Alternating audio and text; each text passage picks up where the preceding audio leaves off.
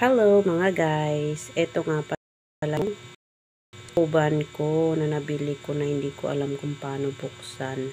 So ngayon guys, tuturo ko sa inyo kung paano ko nga pala ito binubuksan ha. Ay nagtanong kasi sa comment section kung paano ko daw to binuksan. Yes po, ito po, ganito po siya. Guys, pag binuksan nyo po itong, hindi makita, ito, ganyan lang yan. Hindi po ninyo mahihila ito kasi nakalock pa. So, ikutin niyo. Ayan. Then, ayan po oh.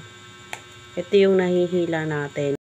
Na hindi natin siya nahihila kasi nakalock pa. So, ayan po yung laman ng ating Scoban powder. Ayan. So, nagagamit ko na po siya. Ang ganda po guys. Nakakalinis talaga ng mga tartar. So, yun lang guys. Thank you for watching. Yan, ganyan.